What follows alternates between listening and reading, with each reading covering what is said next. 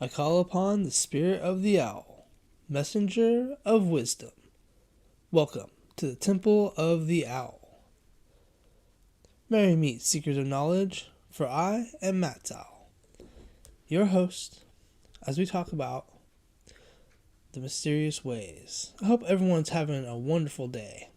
Here at the Temple of the Owl, located in the forests of Northern California. In this episode, we will discuss reincarnation. This is where we talk about spirituality and magic on all levels, but it's through the perspective of a modern witch. As always, these are just ideas to help you live a magical life and make you think about things differently. So take the information and do what you want with it. I want to thank you guys for your support and listening on the Spotify and the YouTubes. And a special thank you for those listening on the Troubled Minds Radio Network. Go to that's KUAP Digital Broadcasting. Go to troubledminds.org, and I'm inviting you guys to listen over there to a show called Troubled Minds. And special thanks to my friend Michael Strange for putting up these shows. Thank you guys for listening. I like to start each show with the MOD, or the message of the day. It's like a quote that I find that helps me explain the show topic. And today's topic, since we're talking about reincarnation, today's quote is, "When we have left this life, we shall not be lost or forgotten. The wheel of birth and rebirth is an endless spiral of life. We will be reborn again and again until we have learned all that life can teach us." And that's a quote by Doreen Valentine. She reflects the Wiccan belief in reincarnation as a continual cycle of spiritual growth and learning.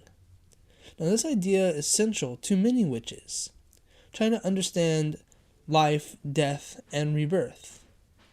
Reincarnation is the belief that after death, the soul or the spirit is reborn into a new body, starting a new life.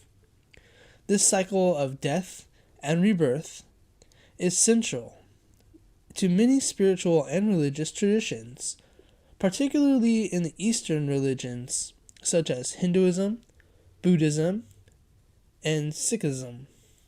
However, variations of reincarnation beliefs can be found in other cultures and spiritual practices. My question is, are witches made versus are witches born? Well, let's talk about some of the key concepts of reincarnation. In many belief systems, reincarnation is closely linked to the concept of karma. It refers to the actions and their consequences. The deeds performed in one's life influence the circumstances of the next. Good actions lead to favorable rebirths, while bad actions can result in less desirable outcomes. In reincarnation, it is believed that the essence of the person, like their soul or their spirit, is eternal. This essence survives death and moves into a new form of existence, which could be another human, an animal, or in some cases, even a different form of life altogether. And like that quote, or the saying that, they talk about, energy can never be destroyed, it can only be transformed. So that's what makes me think about that. Many traditions that embrace reincarnation talk about the samsara. I don't know if I'm saying that right, it's SAMSARA, which is the cycle of death and rebirth. It's often seen as something to be transcended. For instance, in Buddhism, the ultimate goal is to break free from the samsara and attain nirvana, or enlightenment. It ends the cycle of rebirth. Some people who believe in reincarnation also claim to have memories or experiences of past lives. These can come through dreams, meditation, or even spontaneously in waking life. There are also instances where children have detailed recollections of what seem to be previous lives. Reincarnation is a fundamental part of Hindu belief, and that the soul, or the Atman, passes through different bodies based on the individual's karma. The ultimate goal is moksha, its liberation from the cycle of rebirth and union with the divine. Now, Buddhists believe in rebirth, which is similar to reincarnation, but it's without the concept of the eternal soul. The cycle of life, of suffering and rebirth can be broken by attaining enlightenment. Just like in Hinduism and Buddhism, Jainism believes in reincarnation and karma. They strive to achieve the moksha through strict adherence to nonviolence and other eternal principles. In more modern spiritual movements, reincarnation is interpreted as more individualistic ways, some focusing on personal, spiritual growth, life lessons, and soul contacts. Some ancient Western cultures, such as the Greeks, had beliefs about reincarnation. Thinkers like Plato discussed the idea of the soul being reborn, and that has influenced later spiritual movements. Many people today explore the idea of reincarnation through past life regression therapy. It claims to access past lives through hypnosis. However, scientific evidence for reincarnation remains limited, and many skeptics attribute past life memories to psychological factors rather than the ancient past experiences. Now, in Wicca and in witchcraft, we often incorporate a belief in reincarnation, though the perspectives can be based on individual beliefs and the specific path of witchcraft.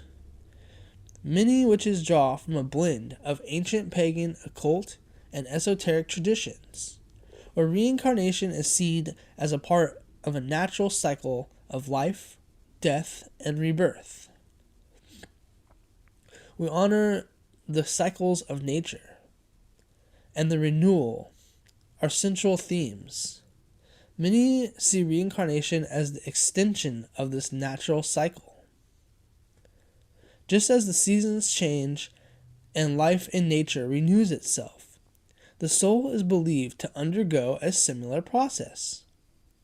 After death, the spirit is reborn into a new body, continuing its journey through different lifetimes. Now, one of the most well-known modern witchcraft traditions, there is the belief of what we call the Summerland. It's considered a peaceful, spiritual realm where souls rest and reflect between lives. After spending time in the Summerland, the soul chooses to be reborn and continue its spiritual evolution. Well, this aligns with the Wiccan Rede, the emphasis on learning and growth. The goal is to become spiritually enlightened through multiple lifetimes, and eventually one may cease to reincarnate once enlightenment is reached. Similar to Eastern beliefs, many witches see reincarnation as a way to grow, learn, and evolve. The idea of karma, though it's not necessarily in the strict Eastern sense, is sometimes included. The experiences, choices, and lessons from one life carry over to the next, providing opportunities for the soul to address unresolved issues or continue its development. In witchcraft, this is not seen as a punishment or a reward, more like a natural balancing or unfolding of energies. We believe that each incarnation serves as a teaching to teach us something, often related to lessons in love, compassion, power, responsibility, and balance. Many of us engage in practices to explore the past lives, including meditation, dreams, or divination tools like tarot or crystal scrying. Some of us believe that discovering one's past life can provide insight into the current life challenges, patterns, and relationships. This exploration it can help us understand one's spiritual path and purpose. Some witches feel a strong connection to their ancestors, and this belief can extend to reincarnation. They might believe that their souls return to a familiar lineage, or that they retain spiritual ties to past incarnations and their family or the cultural line. Reincarnation can be seen as a way of keeping the connection to one's ancestral roots, continuing to contribute to a collective of wisdom or lineage. Many practices witches might think or might work with energy of their past lives to seek guidance from the wisdom accumulated through previous incarnations. Rituals, spells, and meditations focused on past life work are often intended to clear karmatic blocks, heal old wounds, or reclaim power lost in previous lifetimes. Now, not all witches believe in reincarnation in the same way. Some might reject the idea entirely, preferring to view death as the end of the consciousness or as a transition into a different kind of spiritual existence. Others might blend reincarnation beliefs with other concepts like spiritual guides, higher planes of existence, or even astral travel. We're very diverse in our beliefs, so reincarnation can be interpreted differently depending on your personal spiritual path. Now let's talk about some of these stories. They're really fascinating stories about reincarnation from different cultures, belief systems, and even contemporary times. Some of these stories come from religious traditions, while others have been documented by researchers investigating the phenomenon. This is just a couple of the stories. The case of Shanti Deva in India, 1930. One of the most famous reincarnation stories comes from India. So Shanti Devi was born in 1926. Began speaking about her past life at the age of 4. She claimed to have been a woman named Lungi Devi, who lived in the town 75 miles away and had died during childbirth. Shanti provided detailing information about her previous life, including her husband's name, the layout of her house, and even specific events. Investigators, including Mahatma Gandhi, took interest in the case. When they brought Shanti to the town, she mentioned she recognized her previous husband and their home, correctly identifying places and objects. Her detailed recollections, especially for a child of her age, made this case famous in the world of reincarnation studies. Now, in the early 2000s, James Linger is a modern reincarnation case from the United States. He was a boy born in 1998, having vivid nightmares about plane crashes at the age of 2. He described being a World War II fighter pilot who was shot down by the Japanese. James gave specific details, including the name of the aircraft carrier he served on, his name from the previous life, James Houston, and the names of fellow pilots. After researching the details, James' parents discovered that there was indeed a pilot named James Houston who died in the exactly same way that their son described. Many researchers consider James' case to be one of the most compelling reincarnation stories in modern times. Up next, we have the Pollock twins. In England in 1957, 2 young sisters, Joanna Jacqueline Pollock, tragically died in a car accident in Hexham, England. About a year later, their mother gave birth to two twin girls, Jillian and Jennifer. As they grew older, the twins began to exhibit knowledge and behavior that mirrored the distant sisters, or the deceased sisters. For instance, they recognized specific toys that had belonged to their older sisters and described places that they've never been. Jennifer had birthmarks identical to Jacqueline's, and many found that unusual. By the time the twins were 5 years old, their memories of their previous lives began to fade. That's a pattern that's often noted in the reincarnation cases involving children. Barbro Karlin in Sweden was born in Sweden in 1954. She started telling her parents at a very young age that she was actually Anne Frank.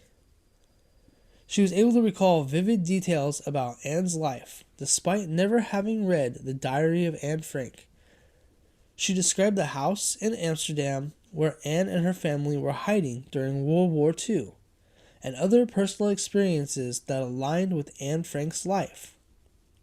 When Barbara was 10 years old, her parents took her to Amsterdam, where she recognized key locations connected to Anne Frank without any prior knowledge.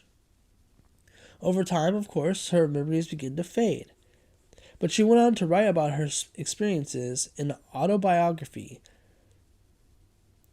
The Story of Lamsing Rama. Lamsing Rama was a British man named Cyril Henry Hoskin. He claimed to be the reincarnation of a Tibetan Lama, which is a spiritual teacher. Rama wrote several books on which he described his past life as a Buddhist monk and his spiritual experiences in Tibet. One of his most famous works, The Third Eye, discusses his mystical journey, including claims of astral projection and reincarnation. Although some consider Rama's accounts controversial, the skepticism surrounding his identity and past life claims. His story has inspired many teachers interested in reincarnation, spiritual growth, and the mystical side of Tibetan Buddhism.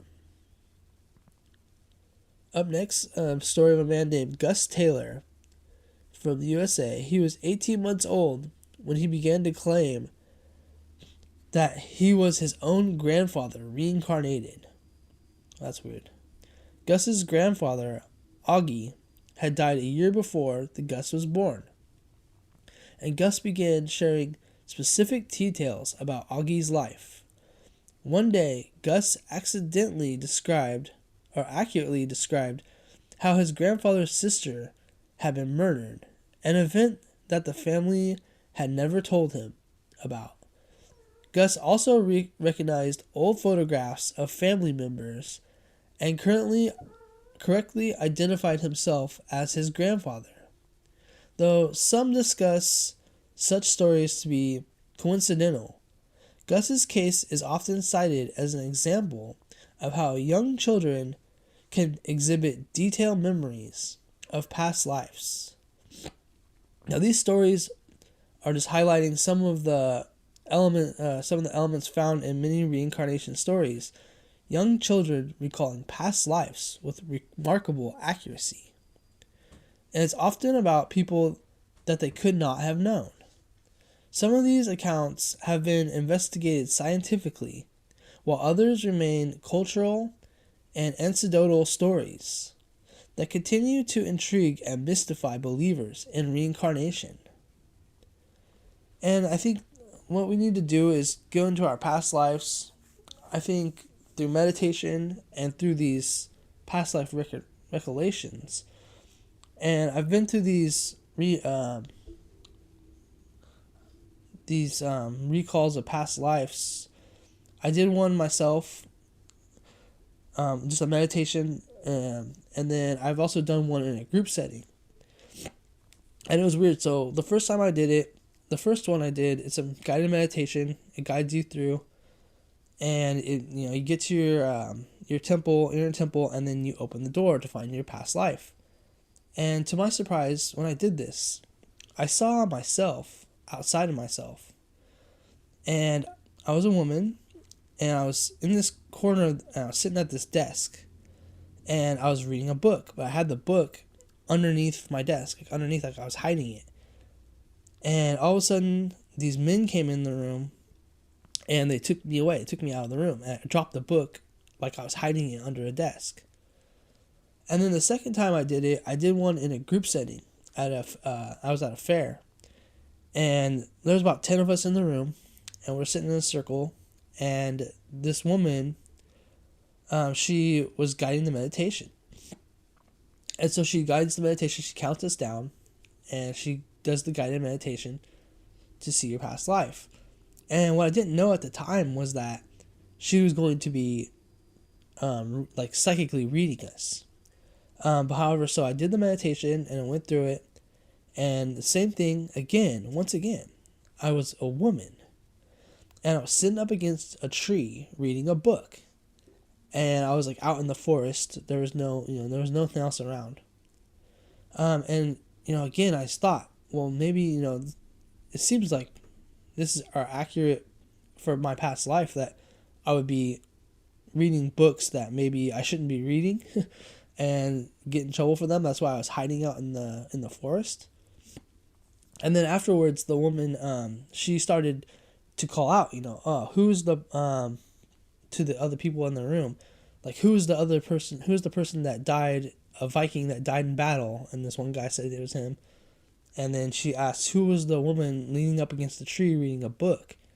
And I thought it was interesting that she was able to psychically grab that. Well, I want to know what you guys think. I want to know, what do you guys think about reincarnation? Let me know in the comments. And that's going to be all for today. I want to thank you guys for listening. Thank you for listening on KUAP Digital Broadcasting. That's the Troubled Minds Radio Network. I release the spirit of the owl. Thank you guys for listening. Blessed be. For many centuries, witchcraft has been considered evil, associated with the devil and all things dark. Let's break these stereotypes with your host, Matt Sow, of the Temple of the Owl. Let's talk about magic, as the old ways explore the many roles of the witch, learn the tools of the craft, the history of the science behind this ancient earth-based religion on the Troubled Minds Radio Network, KUAP Digital Broadcasting. Thanks, Ryan.